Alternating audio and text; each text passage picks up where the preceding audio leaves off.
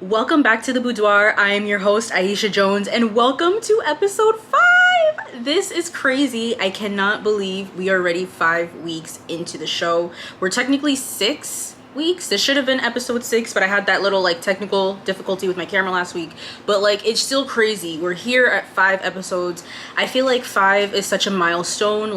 That's a lot to me anyway. I've just really liked the conversations we've been having, and I feel like I'm growing a really nice community. We're still small and mighty, but I just feel like the people that I'm attracting to my channel are the right people for this space, and I really appreciate that. And whether you're just listening to the audio version of the show on Spotify and Apple, or if you're watching on YouTube, I truly do appreciate you taking the time to listen to me talk and ramble and just have my stream of consciousness going for 30 minutes or plus, so I truly do appreciate it. It's been such a great experience for me anyway. I feel like I'm learning things about myself throughout this process. I'm having breakthroughs every single time I upload an episode, and just to see my thoughts through other people's eyes and hearing the feedback, it just makes me, it's so humbling, I really do take this platform seriously, and I appreciate everybody who comments and rates my show and likes it. And even if you don't like it, I really do appreciate you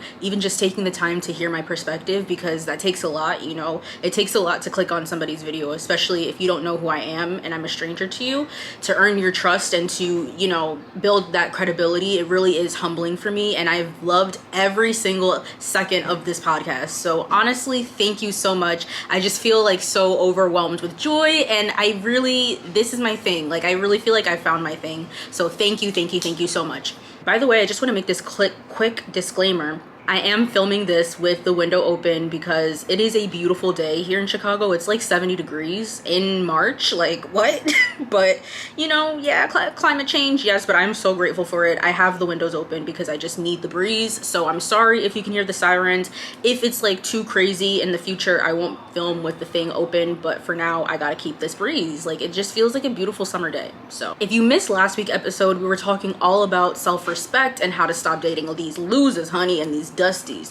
And I just wanted to pull a couple of comments because that has actually been my most popular video to date. It has done very well for me on YouTube, and I'm just so grateful for that. It's really blowing up, and I do appreciate that. But I wanted to take the time to read a couple of comments just to get some community interaction going on. So the first comment I'm going to read is from Micah, and they say, "This really helped me a lot. I haven't been coping with my breakup with my emotionally neglectful situationship.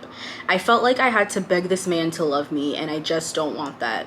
And honestly, I'm so happy that helped you, truly from the bottom of my heart. Breakups are very hard, and it brings up a lot of questions, and it brings up a lot of introspection and questioning yourself. It's just important when you go through major life events that kind of shake you up. It's important to extract lessons from it and maybe find things within yourself that you can improve on or grow or maybe cut back on. I think things like that, they can be very sad in the moment, and I definitely do empathize with that. But also, don't forget that things happen for you and not to you. So just, there's always a little hidden lesson in everything that happens to you. So, and you shouldn't have to feel like you're begging for somebody's love. That's not a good feeling. It's a shitty position to be in. So I'm so happy that you did what you needed to do for yourself, and you are using this time to grieve and learn about yourself and become a new you. So I wish you the best of luck on your journey to find yourself. And you know what? I just know you're gonna thrive.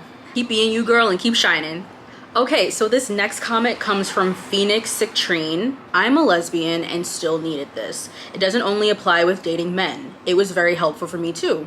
And that makes me so happy, because while I will speak on this channel, I will just speak in general terms. I'm a woman making advice for women, but just because, I'm talking to straight women, so to speak, or people who date men, I guess, I'll just say that.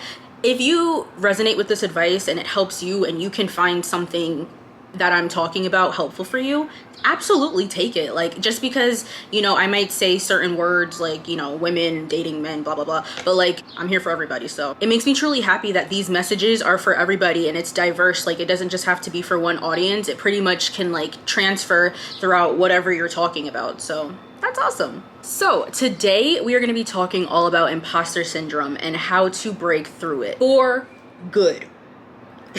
So for me, Imposter syndrome has been a major constant throughout my life, and it's just something, especially when it comes to content creation. Like with my personal YouTube channel, I always had like a struggle staying consistent and uploading consistently. And you know, I think there's a multitude of reasons. I was working 9 to 5 at that time, and then also I tend to procrastinate. Sometimes I can be on the lazy side, and that's just being completely honest with myself. Also, there was a part of me that was almost like scared of success. Like, I actually think I made a video about this a couple years ago, where it was just me talking about how I was scared of being successful, and I was scared of like, would I be able to hold on to the weight of being a successful YouTuber or a content creator or whatever. And I think that would hinder me from doing the things I wanted to do, because I would almost psych myself out and not want to even try because I was maybe scared of disappointment or whatever. It's such an interesting phenomenon, imposter syndrome, because it's like you're seeing your successes or you're seeing life for what it is, but your brain is telling you like you don't deserve it, or you're not actually as good as you say you are. Even when you can have people telling you like, hey, you're so good at running, you're so good at marketing, you're so good at this, you still won't fully believe it because there's something in your brain that's like stopping you from believing it. And it's just such an interesting phenomenon that I wanted to talk about today. Something that I definitely struggled with, and I feel like I'm finally like kind of somewhat free from it. I mean, we all have our bad days. We all like go back to our shadow side. I'm not saying I'm cured of imposter syndrome, so to speak, but I feel like I have found ways to manage it and overcome it. So if you're interested in hearing about this topic and you want to get locked and loaded, grab yourself something to drink, grab yourself something comfortable, sit back, relax, and it's time for the boudoir. So let's define imposter syndrome, okay? So according to Oxford or Merriam-Webster, one of the two, imposter syndrome is defined as the persistent inability to believe that one's success is deserved or has been legitimately achieved as a result of one's own efforts or skills. So it's basically you don't believe you deserve the things that you want, or you don't believe the things that you have achieved that you deserve for whatever reason or another. Now that we've defined imposter syndrome, we have to understand where it comes from, because with every problem that we're going through, there is always the root. Like, it's like peeling the layers of an onion. We gotta like figure out what's going on and sift through everything. So one of the first reasons you might suffer from imposter syndrome is because you have overly critical parents, or parents that put large expectations on you from a young age, or maybe even like you're first in your family, first generation to live in whatever country you live in, or you know, something where you just had a lot of responsibility growing up, and you kind of had to work really hard and just be overly like conscious of your successes. That could be part of the reason why you have imposter syndrome, because it's like you're constantly, that voice in your head is always subconsciously trying to impress your parents, and so subconsciously you're trying to seek your parents' approval, and you never think that what you're doing is good enough because that voice in your head is always telling you, nope, you don't deserve it, you didn't achieve enough yet. So just think about the type of upbringing you might have had and just figure out, does it play a part in how you feel today? I don't know where I saw this, I think on a TikTok or something, but someone said there's like your inner voice is basically the voice of your parents, and that's what you always default to. So it's always good to just keep in check the type of thoughts that keep recurring in your mind and call them out. Like if you have thoughts that are self-deprecating or that make you feel shame or guilt or whatever, address them and like sit in it. Don't be scared to, you know, sit in the things that make you feel uncomfortable and just look at it from an objective point of view. If your parents' input still has a lot of weight on you today, then that could be part of the reason why you have imposter syndrome. Another reason why you may have imposter syndrome is because you feel unworthy of whatever it is you want. So like maybe like me, you wanted to be a content creator, or you want to do something that is going to be very lucrative and bring you lots of financial abundance, because you maybe have never experienced that lifestyle before, or it's just a lot of pressure what you're trying to do. You can feel unworthy of it because, you know, the pressure of all the responsibilities of maintaining a routine and being consistent and learning about investments, learning about all these different things, like it's a lot. So maybe you don't feel prepared, so to speak, for what's coming, even though you might actually be prepared. Maybe you don't truly feel prepared. So again, that's when it's time to check in to see if you have any like negative self-talk that's reoccurring in your head. And if you are feeling unworthy, maybe it is because you're not preparing. Are you sticking to a schedule? schedule? Are you working at diligently at what you want every day or as often as you can? I think maybe if it's like the weight of what is to come, like when you embark on this journey, I think maybe that can cause stress and anxiety. So like finding ways to manage your stress, even by journaling your thoughts out or meditating on it. And then for me, my biggest problem was perfectionism. So procrastination and perfectionism kind of go hand in hand, because it's like, because you want everything to be so perfect and exactly how you envision it in your head, you don't want to do it because you know it's gonna be a lot, or you're like psyching yourself out. You're like, ooh, I want it to be perfect, but I don't know if I can actually make it as perfect as I want. So you don't do it at all. And it's like, wait, what? We can't do that. I'm gonna keep using the content creation thing as an example. Like, if you want your videos to be perfect, the only way, like they say, is practice makes perfect. So you have to actually put your passions into practice. Like, keep filming, keep picking up the camera. It might be awkward the first few times, the first 10, 15 times, it doesn't matter, but eventually you're gonna get the hang of it and you're gonna find a flow. It's just that you have to actually do it. And you can hold on to like the perfectionist work ethic, but don't let that be the reason why you don't do something. Like, you have to do it, you have to try, you have to look stupid, so to speak, in order to grow and like find your passion and find your groove. That's what happened with me and my channel. Like, I've been creating content for years now, like a very, very long time, and I feel like now I've finally found my groove and my niche, and it took me creating a whole new channel, and I'm so happy I did it. Like, this truly feels authentically me and I'm loving it. And then also, you could be scared of being judged or scared of being perceived. I know that was for me too. Like, I was scared of the idea that anybody could be watching me. Like, I don't know who's watching this right now, okay? I know it's a beautiful young lady behind that camera, but there could be other people, which is fine. But it's like, I don't know who's watching.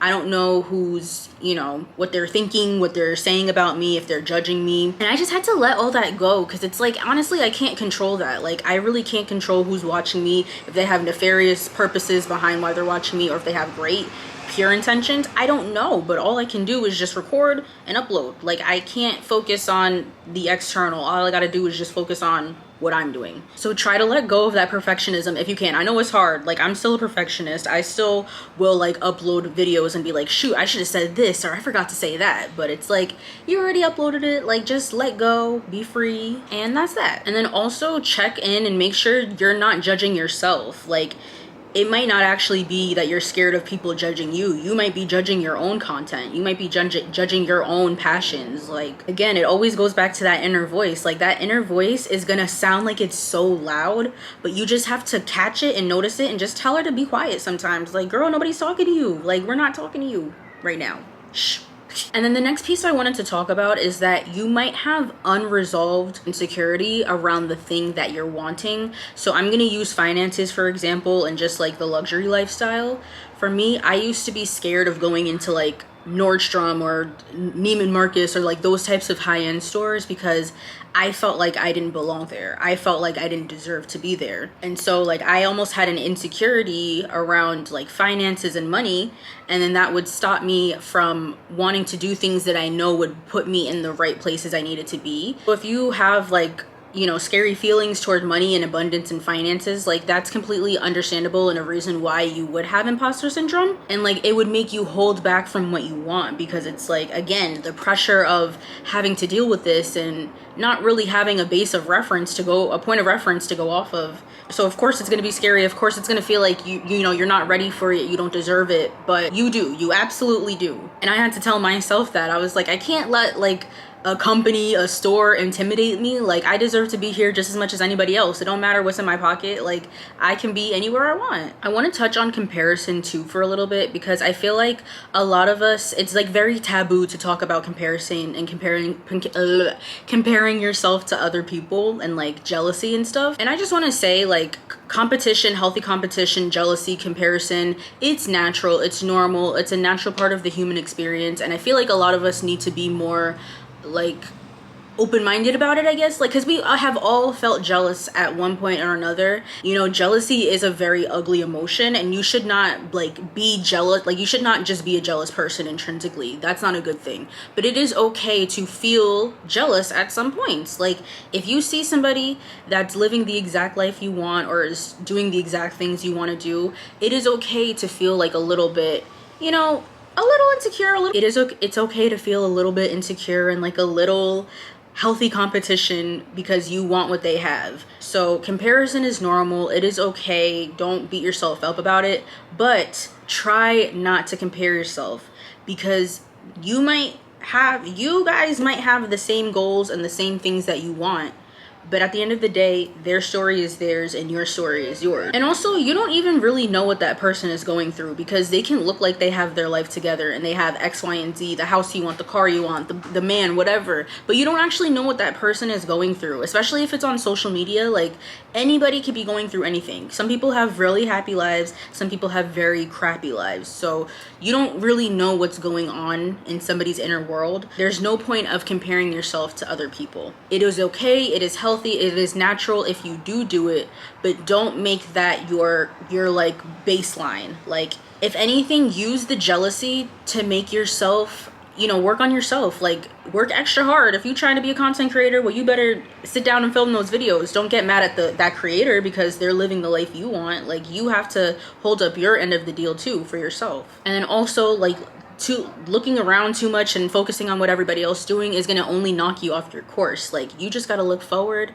It's okay. You have them as your peers. They're not your competition. They're your peers. And it's like, if they can do it, if they can achieve it, so can you. It's possible. So depending on whatever type of imposter syndrome you're feeling, whether you feel like you don't deserve the success that you already have, or you don't deserve success, period, or you're scared of it, or you don't feel like you're worthy of love or something, which is what I talked about in the last episode, it is going to be okay. It is possible to get out of this mindset. It is possible to shift your mind. It might take a little bit of work. It might take a little bit of being uncomfortable for the first part of it, but eventually it's going to be like second nature to you. Like, you deserve the world and you should feel it. So now let's talk about how to crush imposter syndrome. So the first one is a little nerdy and sciencey, but we have to use neuroplasticity, which, if I remember, and I hope I'm not using this word wrong, neuroplasticity is basically like mental exercises. Every time we catch ourselves thinking negative thoughts, or if we have negative thought patterns, we have to catch it in the moment, acknowledge that we just made a negative thought about ourselves, and then reframe it into a positive mindset. So for example, if you want to film a video for your YouTube channel, and for whatever reason today you just can't get yourself to get up and film, instead of saying, oh, I'm so lazy, why can't I get up and do this? Like, oh, I'm gonna, whatever. Don't think about it like that. You just need a day off. You just need a lazy day. We all need lazy days. Maybe you're not mentally up for it right now, and that's okay. Tomorrow is another day. You're not intrinsically a bad or lazy person because you don't feel like doing something. Reframe laziness into rest. Like, we as humans need rest. It is okay to feel lazy. It is okay to rot in bed all day. Now, granted, if you're doing it every single day, it's maybe not good, but you're allowed to have a day off. Just catch yourself when you're thinking these bad thoughts about yourself, whether it's like, oh my God, I shouldn't have eaten that extra cookie. Like, it's okay, it happens. Just do better for the next meal, or do better tomorrow. Your whole day isn't ruined because you ate the extra cookie. It's just, you ate the extra cookie. That's what it is. Okay, next we're gonna immerse ourselves in environments that make us feel unworthy. And what I mean by that is, high-end stores, if you're trying to attract luxury and opulence. High-end stores, driving around rich neighborhoods, doing errands in nice neighborhoods, trying hobbies that, the successful version of yourself wants to do, dressing how you would dress if, you were living your dream life. Do things that trigger your unworthiness, or like trigger your fear, and get comfortable with being there, because that's where you're destined to be. And if you know where you're destined to be, you got to get used to being there. So the only way to do it is to do it. That's something that really helped me. Like, I used to be so scared, like I said, of going to high-end stores. I go in there all the time. Like, even if I'm just window shopping, yes, the sales people might press you into buying things, but it's like, I don't have to. I can literally just go in here, walk around, and not buy anything, and it's totally fine. If you're scared of being on camera, if you're scared of public speaking, start speaking publicly. Start going on camera. I know it sounds so simple and flippant, but like, it's true. Like, you literally just have to do it. That's the only way you're gonna get comfortable. And also remember that you don't have to be perfect. Like, Everything doesn't always have to be at 100%. Some days it's only going to be 75, sometimes it's going to be 12, sometimes it's going to be 53. Like, it's not always going to be 100%. When it is 100%, celebrate yourself.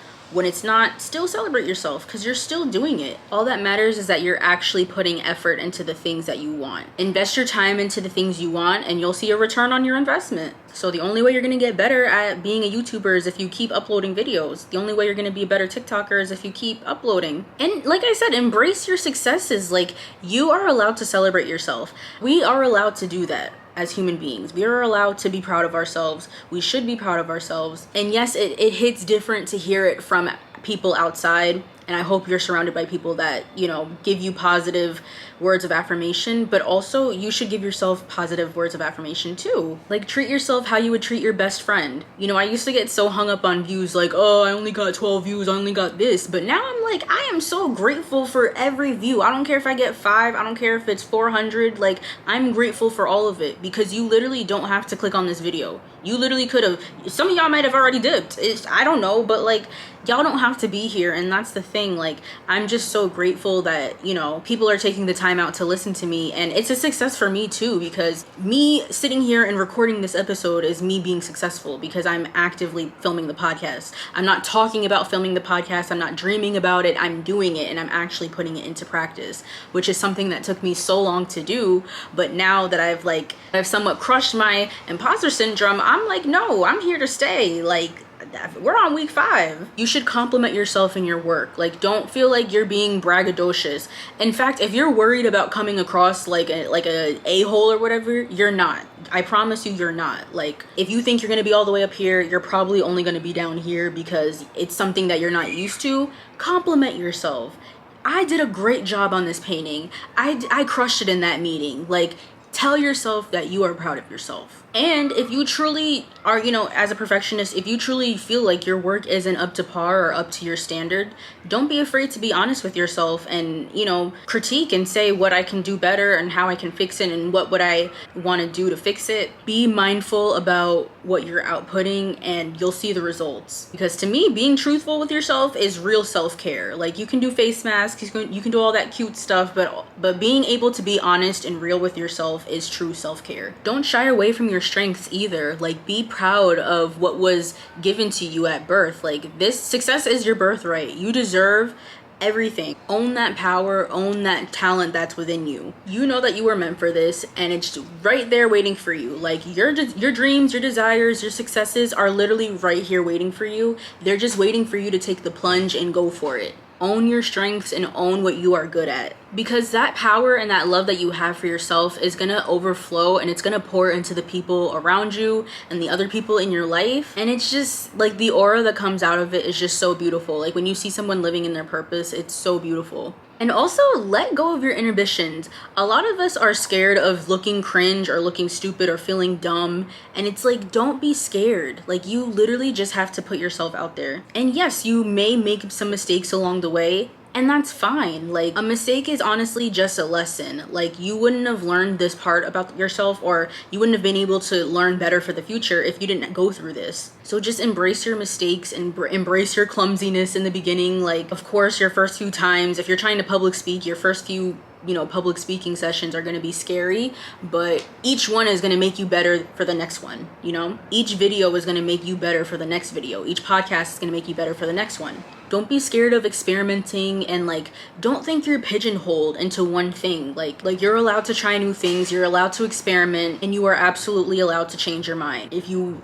started school in one major and you feel like you can't see yourself doing this for the rest of your life, change majors. Like, it's your life. You're allowed to do whatever you want. It might be tough to, you know, you might have to do extra classes, but at least you're doing what feels right for you, you know, rather than living a life that is miserable for you because you hate being a doctor or whatever, but you really want to be a painter. It's like a long-term investment. Like, yeah, it might suck in the beginning, but in the long run, it's going to be so much better, rather than sticking with something that is not right for you. And then you're looking back 20 years down the line and you're like, dang, why did I do this? And lastly, like I said in the beginning, try your hardest not to compare yourself to others. Just assume that the other person worked hard for it and that they deserve it, just like you do. Like the same way you are working hard for what you want is exactly how they did. So there's no reason to feel, you know, that just because they're doing it, you can't also do it too. If you are feeling any feelings of like jealousy or envy, just use that as motivation to do better for yourself. And then also, when you see other people that are living your desires and dreams, that just means that it's possible. Like, if they can do it, so can you. That means it's easily in reach, it's possible, it's probably closer than you think. It's just waiting for you to take the plunge and waiting for you to go and get it. So focus on yourself, put your blinders on, and just stay the course and stay the track. So I hope you guys enjoyed today's episode and you found something useful in it. You know, imposter syndrome is normal, especially if you are very ambitious and you have a lot of dreams and stuff. But don't worry, it is totally possible. But just know you are worthy of everything you desire, because if you were not worthy of it, it would not be a desire of yours. It would be for somebody else, but it was given to you, which means you are meant to live it, you are meant to do it, and you are ready for it. So go and get it, girl, okay? All right, you guys, so that is the end of episode 5. I hope you guys enjoyed it. Don't forget that I have an advice email if you guys want to send me any questions or advice. It is asktheboudoir@gmail.com. So if you want to send me any mail or anything, go ahead and do that. If you are listening to me on Spotify and Apple or wherever else you listen to your podcast, make sure you rate me 5 stars because I would truly appreciate it. And if you are listening to me on YouTube, make sure you subscribe to the Boudoir, girl, so you never miss an upload from me. Comment down below if you've had any experience with imposter syndrome and share any of your tips for your fellow friends in the community down below. And I will see you guys next Tuesday. Bye!